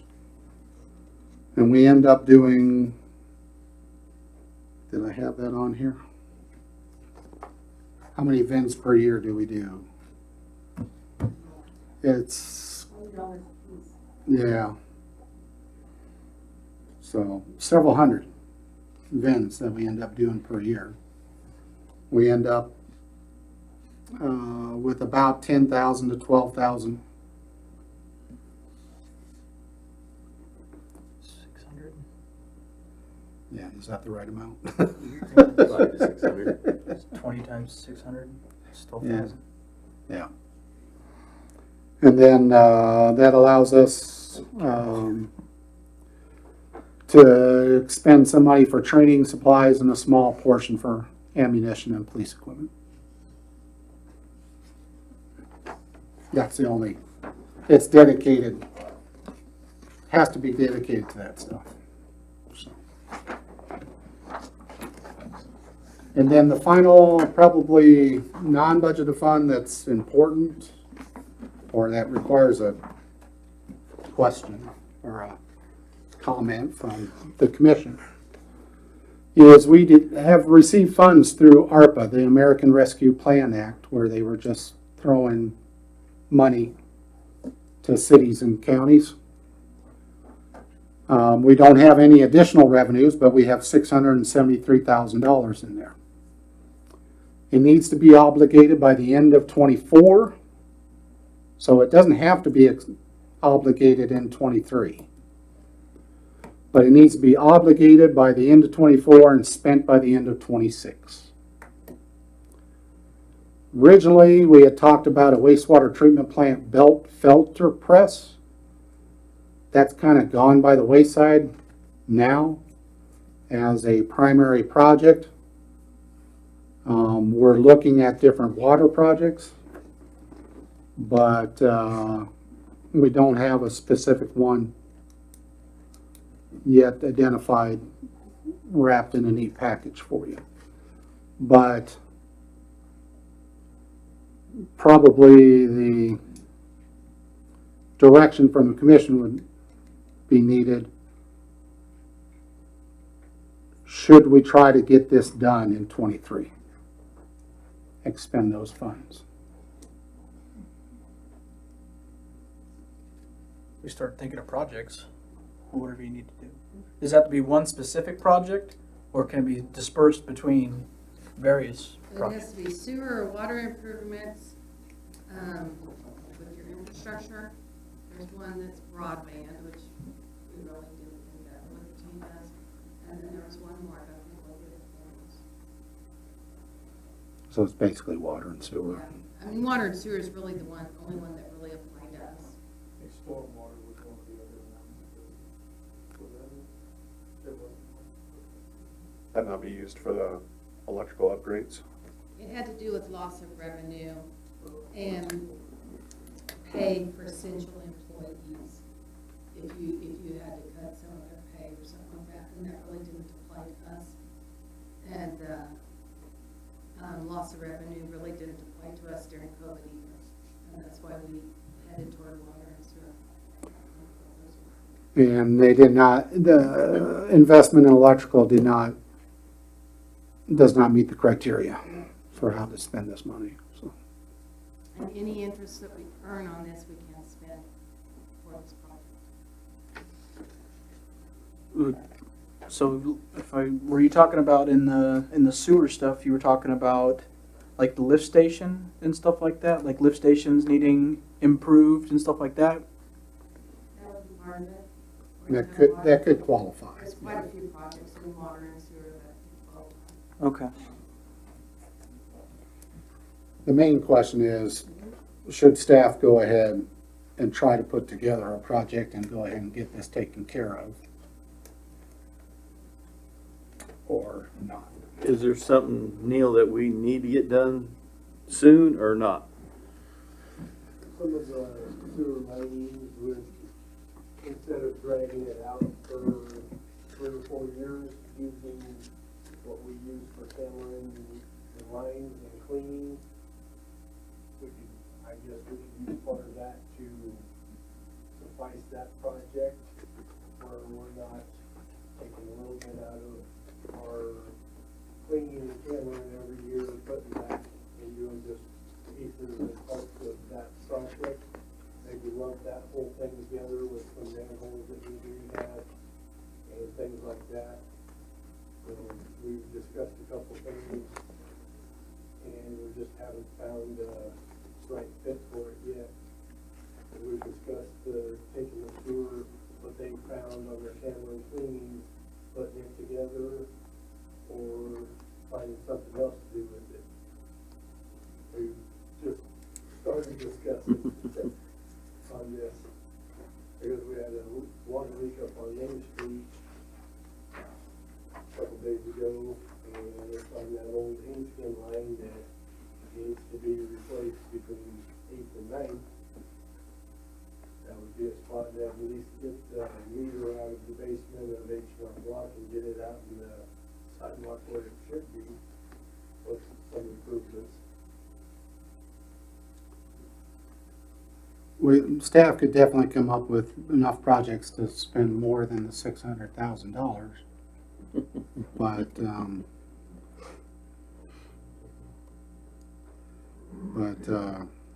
It's more the timing than anything else. Mhm.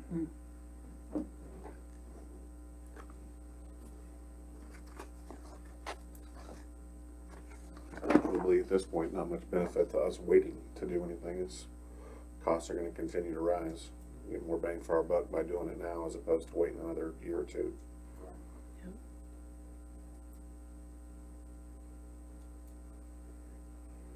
So we'll probably include this as being expended in the final 2023 budget. Saying that we're expending. I think we already do that, but we're saying that we are Yeah.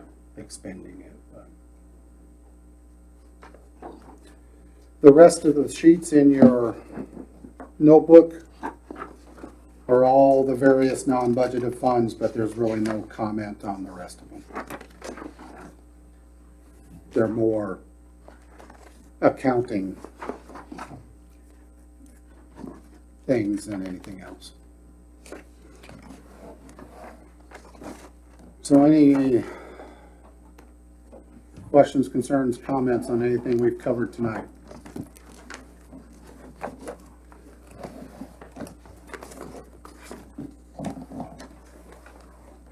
I certainly appreciate all the work that you and the department heads put in on putting this together. It's, obviously, it's my first time being a part of the budgeting process, but it's very thorough. The summaries are excellent. A lot of the questions that I had were answered within the documents that you provided, so thank you.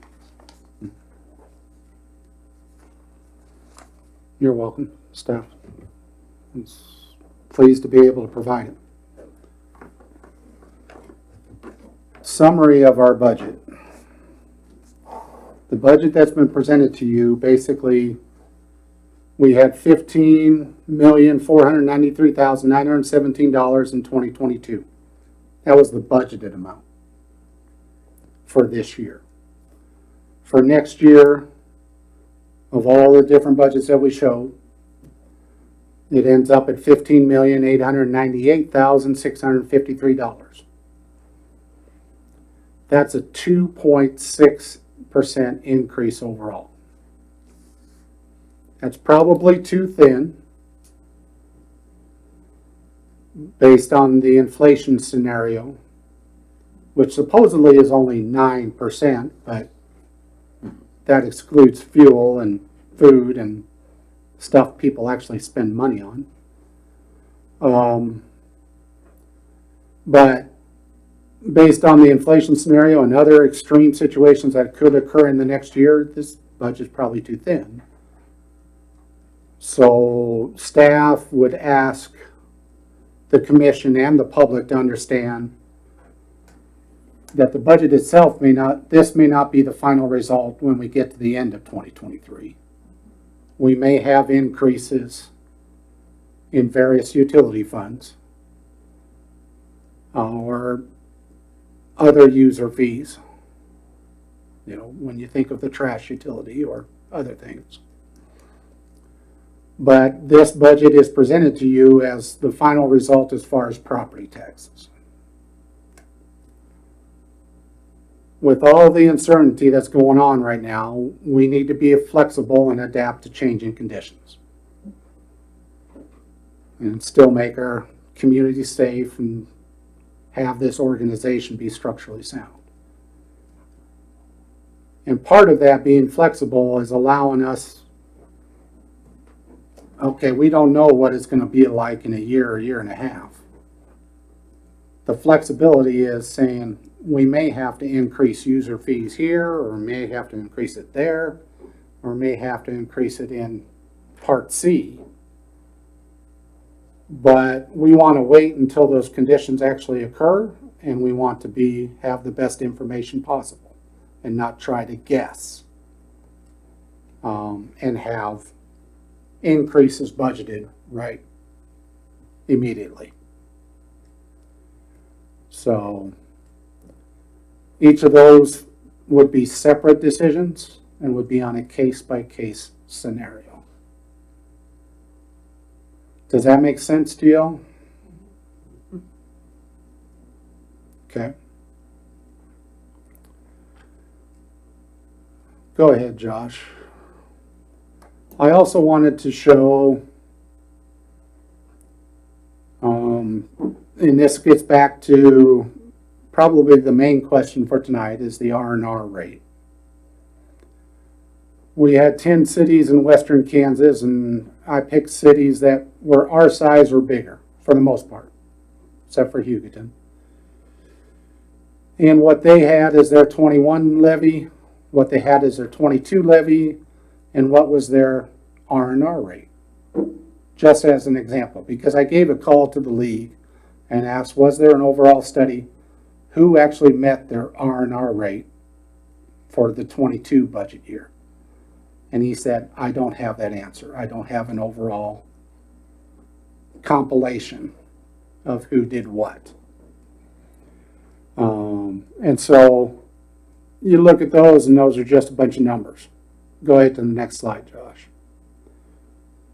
7 of those 10 cities, because of increased valuation, had an R&R that required them to lower their mill levy. Dodge City, Garden City, Goodland, Hayes, Hugoton, Liberal, and Pratt all had to lower. Some of it was kind of small, but they all had to lower something if they wanted to meet the revenue neutral rate. Dodge City had to go from 44.5 to 44.2. Garden City had to go 38 to 37. We had to go from 50 to 48. And the other numbers added on to the end. And Hayes and Hugoton, Liberal, Pratt, they all had to do that. Go to the next slide, Josh. 4 cities of those 10 chose to meet that revenue neutral rate in their 22 budget. We were one of those 4, but the other 3 all had their R&Rs actually be higher than their current mill levy rate because their valuations went lower. So Colby's, Great Bend's, and Russell's, their actual, magical R&R rate actually went up. So they did not have to cut their ad valorem tax if they want to. That's a different color than I had originally, but go ahead, Josh. And then I said, well, who are the cities that met the previous year's rate or slightly lower, but didn't make it all the way down to the R&R rate? And that was 6 of the 7 cities that had, from 2 slides ago, had a lower R&R rate. All 6 of those either met their previous year's rate or slightly lower, but didn't go all the way down to the R&R rate. And then Russell, who they actually had raised a rate, but they didn't go all the way. They just went a little ways. They had a slightly different deal. Go ahead to the next one, Josh, if there is a next one.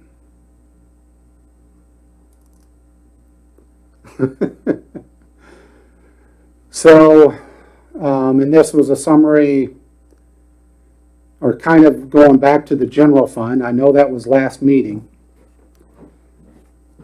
Our personnel overall went up 7.3%, but realize we increased salaries in the middle of 22. We're going to have another increase at the beginning of 23. The contractual increased 7.9%, but 25% of that increase is due to fuel, due to gas, and I don't know if hopefully that's enough. I don't know. Commodities increased a small amount over the 22 budget, and then we pushed down, staff pushed down, through those lists of cuts that you saw. Capital went down by 24%, but that was a pretty small number to begin with in the general fund. And the transfer to the IRFs went down 25%. That's how we got to the point where we're at. So,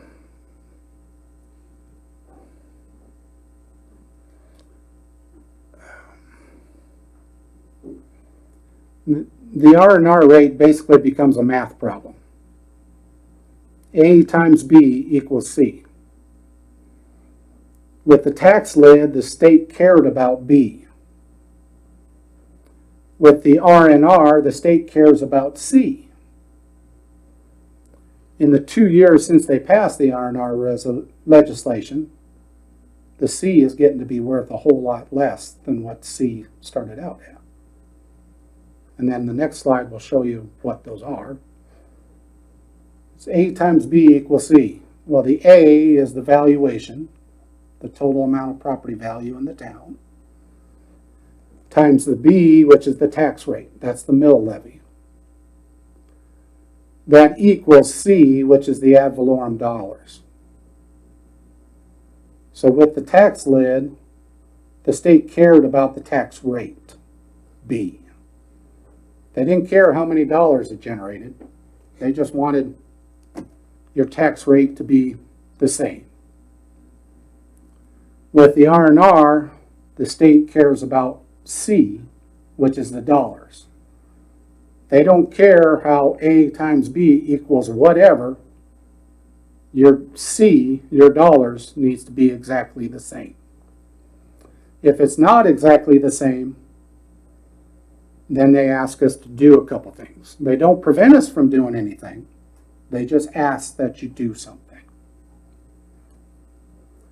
So in the 2 years since they passed the R&R legislation, the C, the dollars, is getting to be worth less and less.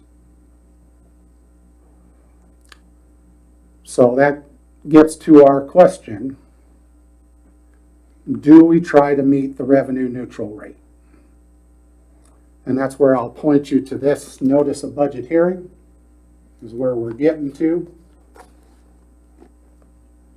This, as Mary has typed this up so generously, says a proposed rate of 48.876. And for this budget year, last year's budget hearing, we are at 48.879. So we're actually dropping 3/1000ths of a mil. Of course, when we get to the final valuation in November, that may change up or down a little bit. So it's essentially the same as last year's rate. Do you want staff to go ahead and try for another $115,000, $120,000 in cuts? Or somehow get another $120,000 in revenue to the general fund? Or should the commission, should we send a notice to the county clerk that we are going to have an R&R hearing? That's the question staff will pose to you.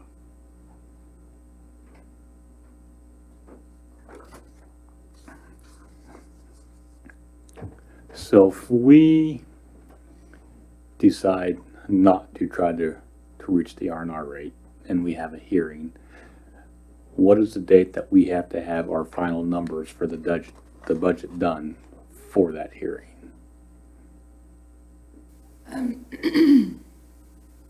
Sorry, I'm trying to talk at the same time. I have to let Ashley know by Wednesday what we plan to do, and in that form that I have to send her, it has to say when we're planning on having our hearing, what we anticipate setting our rate as. Was that form not included in the budget packet? No, I don't think it was. Okay. And what, if you try to If you don't meet the R&R, you have until, you can have, I think September 20th is the last date to have your hearing. And we set it for like September 6th, just to allow some time. But if you meet the R&R, we have to have our hearing and the budget to the state by August 25th. But I do have to let the county clerk know either way by Yeah. Wednesday. Is that clear as mud? It's clear enough for me. Basically, I was just trying to get an idea of what kind of a timeline we have still to work with to finalize the budget, depending Well, on which if way we you- go, so. If you set it, okay, like this that is set at 48, which is our current meal, Mhm. if we publish it at that, you can always go down, you can't go up from what is published after your hearing. The actual resolution doesn't mention an exact rate. It just says that we'll set a public hearing Yeah, and say that we won't. but we'll just have to have whatever that rate is by that public hearing. I actually have to have the rate that we anticipate our budget being at by Wednesday. We don't need the entire budget, it's just the mills Yeah, it's just the mills. that needs to go to the county clerk, so then they can send a notice out. Now, there are publication deadlines so much ahead of the September 6th hearing dates. We'll publish in August the actual budget. I have to have Proposed 10 budget. days between my publication and I have to publish, if we do exceed the R&R, then we have an R&R hearing and a budget hearing. So we send a notice to the county clerk this week, but then a couple additional publications will happen in the Later. beginning of August, so at the latest. The notice I send this week is basically for her to get the notices out to the citizens, because she combines them all on one notice to the public. I don't know if you remember, well, I guess we didn't get them last year. Yeah, Sorry. so basically, if we decide not to meet it, and say we just tell her on Wednesday that this is the amount of mills that we think we're gonna do, but in the next month, throughout discussions or whatever, we decide that, well, we actually need another $300,000 somewhere, that has to come from places other than cannot this. do So that. pretty much after tonight, we're stuck with whatever we decide on as far as mills goes, what the mills are gonna be.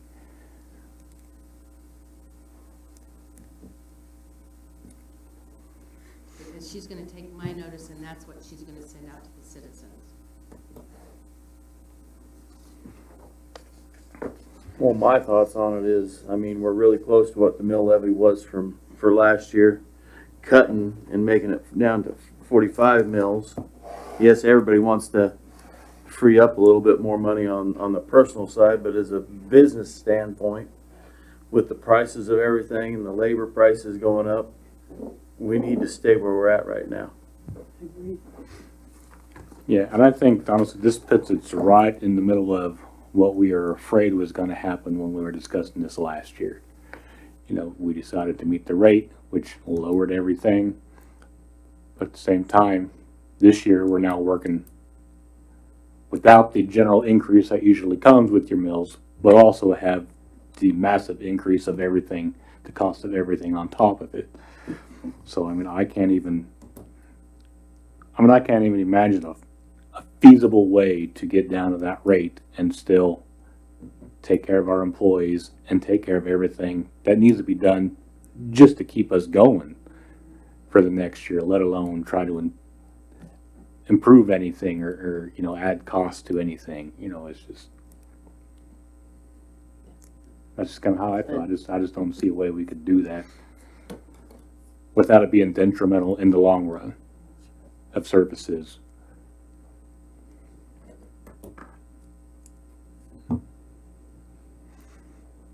Any other thoughts? I agree with what you said. I mean, staff already came up with $500,000 worth of cuts Yeah. from the budget that was proposed. to come up with that number alone, you can see how much work that they've done already to try to get closer to that number. But I agree with Mayor Thompson. I don't know that there's really any way to get to it without starting to cut into the things that we need to do and the things that we're obligated to do. And that's take care of the people that work for us. You know, and I would also point out that this budget also doesn't include any monies for any of the things that we discussed earlier in the year that we would like to try to implement to better the community. You know, this is pretty much bare bones. Let's just keep running for another year. So, and that's disappointing, but it's also, the environment that we're in right now, unfortunately. We're just kind of in a mode with the cost of everything that we just need to focus on keeping things running for another year, and hopefully over the next year things get better, and then we can try to refocus on some of the things that we were hoping to accomplish. And maybe things will turn out in a way that we'll still be able to accomplish some of those. But Yeah, I think it's kind of disappointing that we're not gonna be able to do anything with housing, which I think was one of the things that we really set out in the beginning as a goal of the commission. But I think that's where we're at.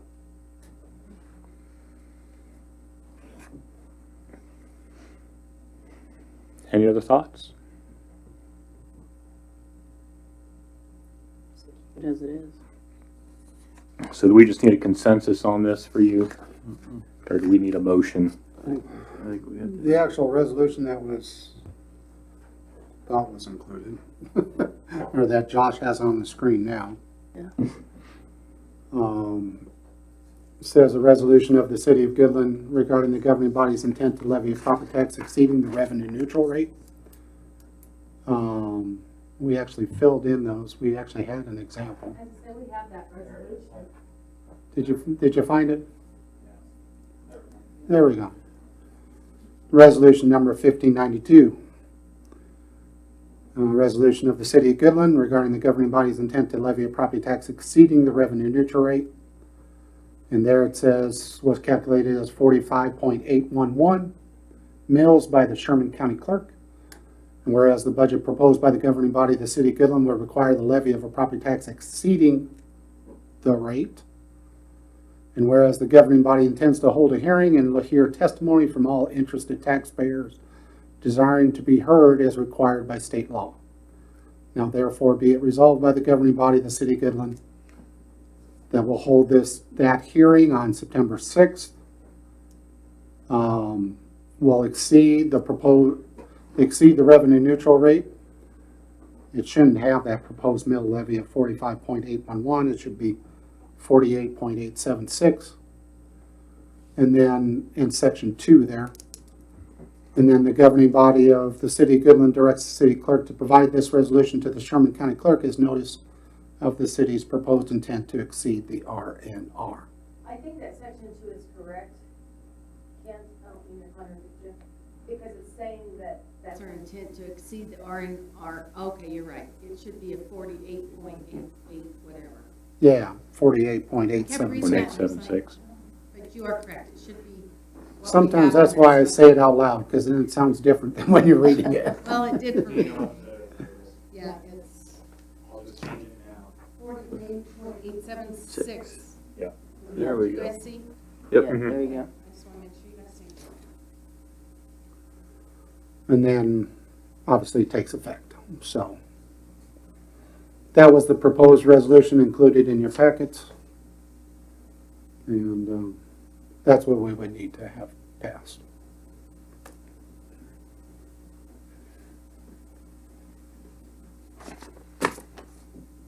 Okay, well, I will make a motion to approve resolution 1592 regarding the R&R rate and exceeding it.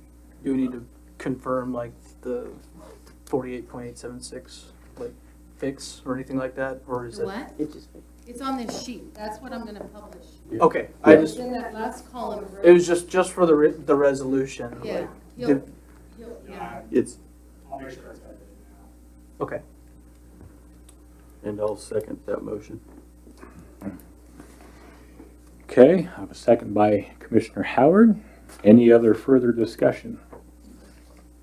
Is there any issue with making this motion outside of the formal action since we're technically in discussion items now?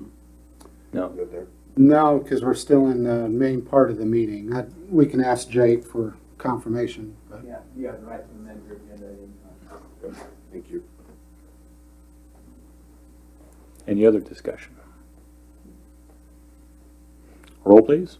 Okay, so I want to make sure I understand, the motion is to approve resolution 1592 for a rate to exceed the RNR at a rate of 48.876. Correct. Okay. Showalter, Yes. Myers, Yes. Howard, Yes. Redlin, Yes. Thompson. Yes. All right. Anybody else have any other further discussion this evening? Thank you again for finishing up the budget proposal. Did very well. I would entertain a motion to adjourn. So moved. Motion by Commissioner Redlin. I have a second. Second. Second by Commissioner Showalter. All in favor say aye. Aye. Thank you, everybody.